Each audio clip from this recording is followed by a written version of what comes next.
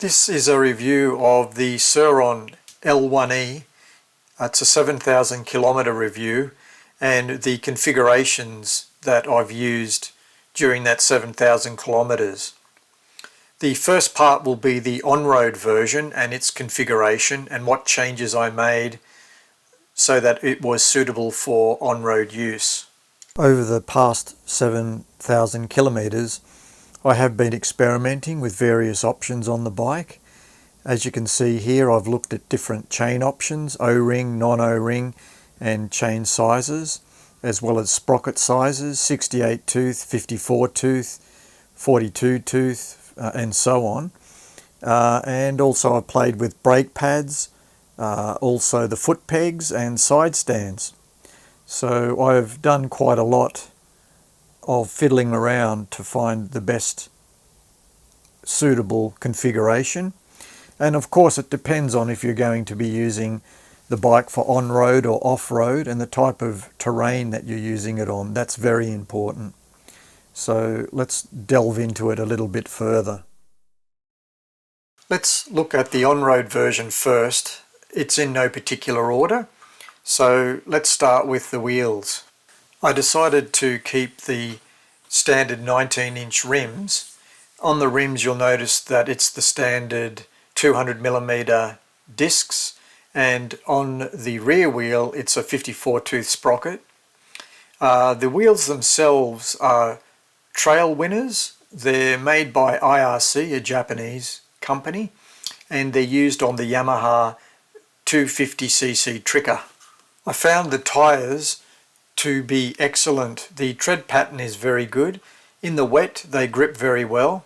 They're not a sticky tyre, they're not a sports tyre by any means, but they're good for general road use. Cornering is very good, it's very smooth, very low noise. They're an excellent tyre. They're an 80 by 100 by 19. Okay, let's talk about the mudguards. The one at the rear is longer than the standard Sur Ron, and the one at the front is wider and slightly longer as well. I'm going to show you a standard motocross bike and you can see the reason why there's a difference. This is a Yamaha YZ250.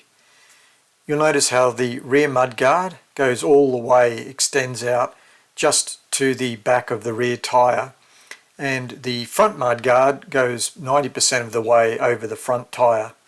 So the standard Sur Ron is basically less than half of that. This is the front mudguard that I installed. I bought this from Dirty Bike, and actually you can get a kit, so it comes with a mud flap, front and rear fenders, and literally it took 30 minutes to install front and back. These longer and larger fenders are a must-have if you're going to be riding in any wet or muddy conditions. So that's one thing I would recommend as one of the first things to put on. I also made a mounting frame. You can see here the two bolts which I've tapped into the frame of the bike. They're M6s and drilled and tapped, and the actual aluminium is one square piece of aluminium on each side, and I secured that to a frame, and then the number plate holder attaches to that frame, and the indicators also go into that frame as well. It's very solid. The aluminium is 10mm square aluminium, and I just primed it and painted it matte black.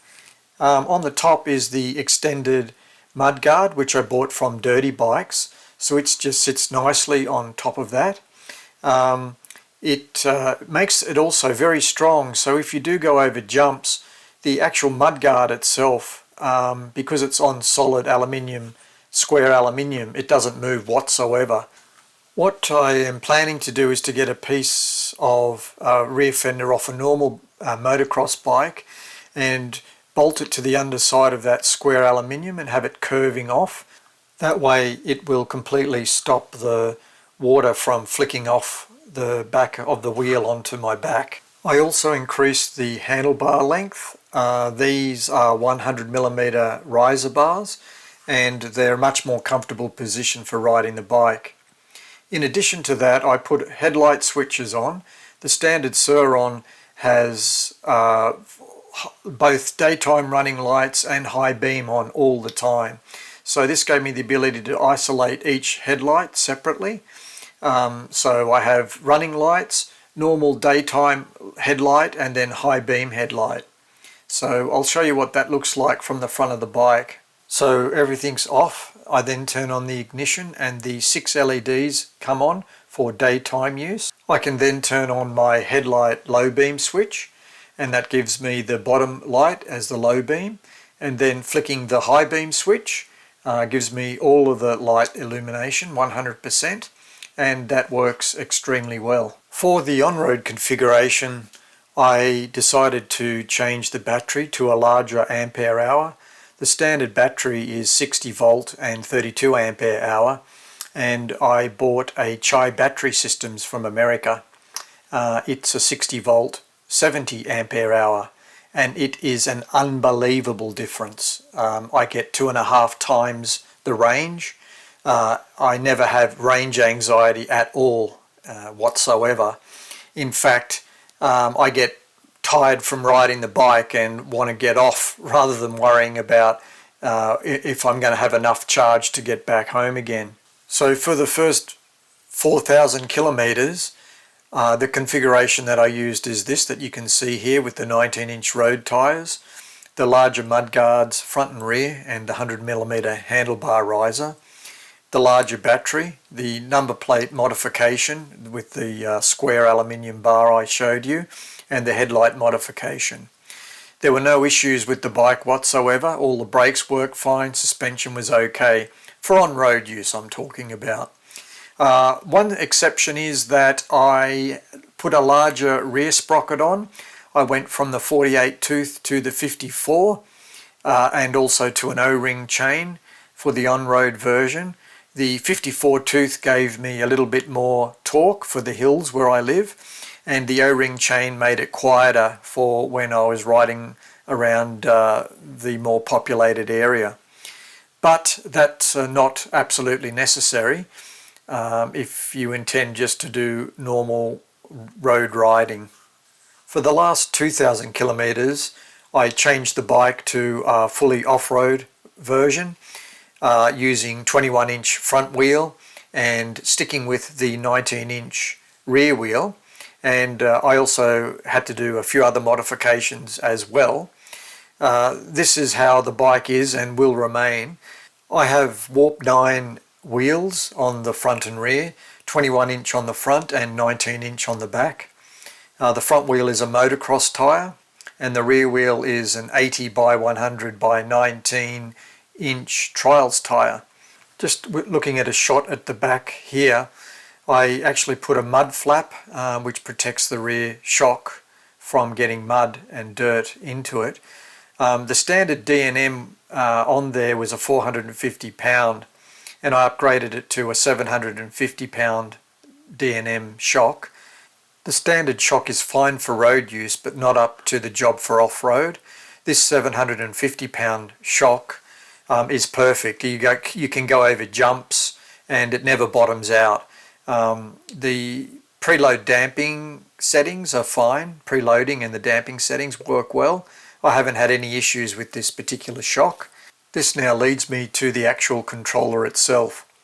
Because of the centrifugal force and weight of the 21-inch front wheel, there was a significant power loss in the bike, and the torque performance was also down.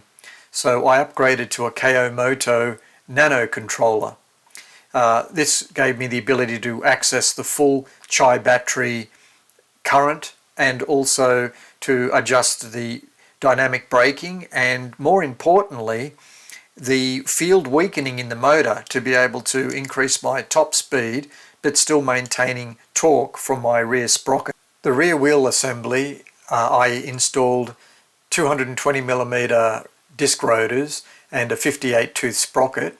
I also went from an O-ring chain to a non-O-ring chain, which gave me better performance and of course much easier to take care of maintenance wise and cleaning. Also, you'll notice the adjuster for the chain tensioning has also been changed. I found that this tensioner gave precise adjustments and did Since I made the Sur Ron fully off-road, I changed the foot pegs to a wider set of foot pegs. As you know, when you're off-road, you're standing up most of the time, and the standard foot pegs were too narrow. They're fine for road use, but not for off-road. As a result of the 21-inch wheel at the front, I had to get a new side stand. The standard side stand was too short and the bike was tilting too much. I found the front forks to be quite good for road use, but as soon as I took it off-roading, they were quite soft, especially with my 21-inch front wheel. I then realised that the air pressure in them was low, so I got myself one of these. This is the Rock Brothers high pressure air pump. It goes up to 300 psi, and I use this on the standard Sur Ron front suspension.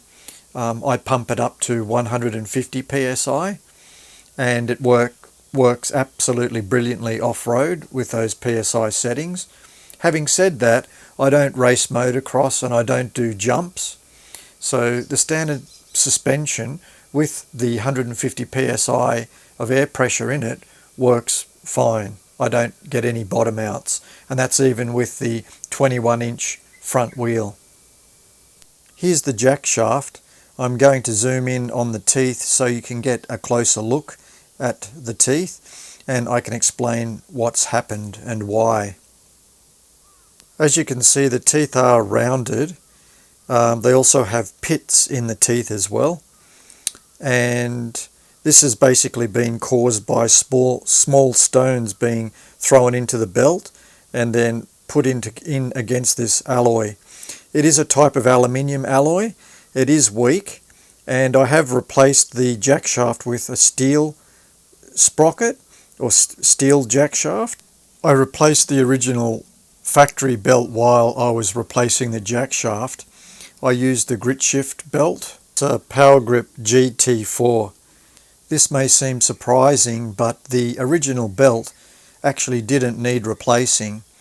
That's because I use the aerospace protectant 303, and I spray the belt usually when I do chain maintenance. So the belt was virtually in factory condition even after 7,000 kilometers. This aerospace protectant really is fantastic stuff.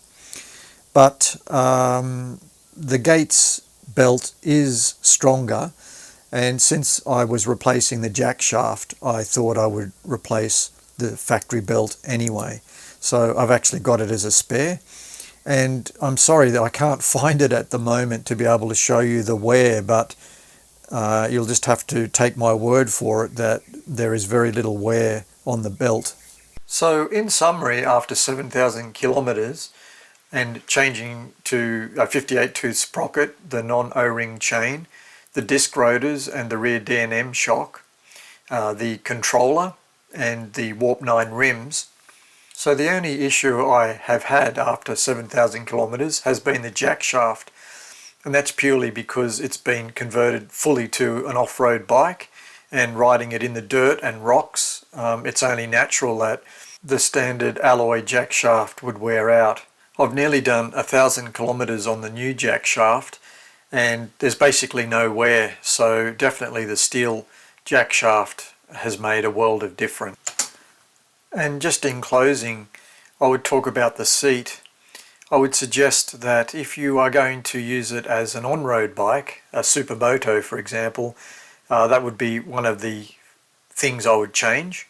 But off-road, the actual seat doesn't matter because most of the time you're standing, so the standard seat is fine for off-road purposes. So that concludes this type of review, I guess, and also the configurations for on and off-road and my own personal experience with the bike after 7,000 kilometers. Thanks very much for watching, and I hope this was actually helpful for some people.